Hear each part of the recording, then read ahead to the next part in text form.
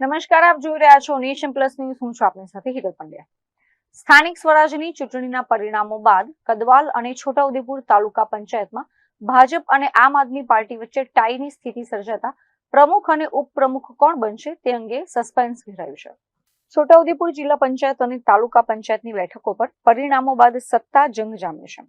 વાત કરીએ બેઠકોના ગણિતની તો છોટાઉદેપુર જિલ્લા પંચાયતની કુલ 32 બેઠકોમાંથી ભારતીય જનતા પાર્ટીને 19 બેઠકો મળી છે, જ્યારે આમ આદમી પાર્ટીએ 13 બેઠકો પર વિજય મેળવ્યો છે. એટલે કે જિલ્લા પંચાયતમાં ભાજપ બહુમતી તરફ છે. પરંતુ અસલી રોમાંચ તાલુકા પંચાયતોમાં સર્જાયો છે. છોટાઉદેપુર તાલુકા પંચાયતની 26 બેઠકોમાંથી ભાજપને 13 અને આપને 13 બેઠકો મળતા શાસન કોના હાથમાં જશે તે મોટો પ્રશ્ન છે. આવી જ રીતે કદવાલ તાલુકા પંચાયતમાં પણ કુલ 16 બેઠકોમાંથી ભાજપના ફાળે 8 અને આપના ફાળે 8 બેઠકો આવી છે. આ બંને તાલુકા પંચાયતોમાં ટાઈની સ્થિતિ હોવાથી પ્રમુખ અને ઉપપ્રમુખ કોણ બનશે અને વિપક્ષમાં કોણ બેસશે તે અંગે ભારે ચર્ચાઓ ચાલી રહી છે. આ પરિસ્થિતિ વચ્ચે ચૈતર વસાવાએ છોટાઉદેપુર ખાતે તમામ જીતેલા ઉમેદવારો સાથે બેઠક કરી હતી.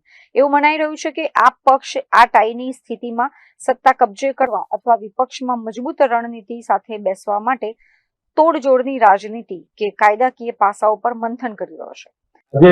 સ્થાનિક સ્વરાજની ચૂંટણી બાદ છોટાઉદેપુર જિલ્લાની મુલાકાતે હું પોતે અમારા પ્રદેશના સંગઠન મંત્રી નિરંજનભાઈ, અમારા જિલ્લા પ્રમુખ શ્રી, અમારા લોકસભાના ઇન્ચાર્જ અમે બધા આવ્યા છે. ત્યારે કવાંટ તાલુકા પંચાયત પૂર્ણ બહુમતી સાથે છે.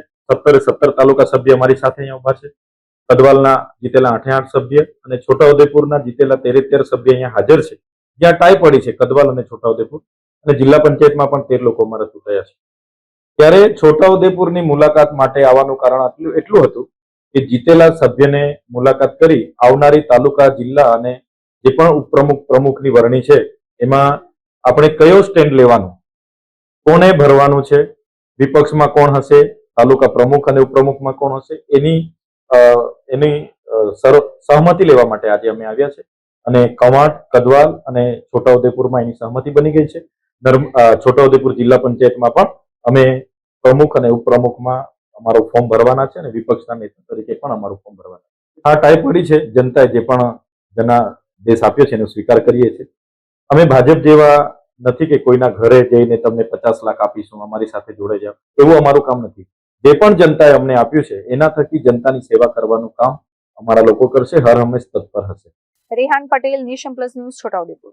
સમાચારોના સતત અપડેટ મેળવવા માટે અમારી નેશન પ્લસ ન્યૂઝની યુટ્યુબ ચેનલને સબસ્ક્રાઇબ કરો, બેલ આઇકન દબાવો અને જોડાયેલા રહો ફેસબુક, ઇન્સ્ટાગ્રામ અને ટ્વિટર પર.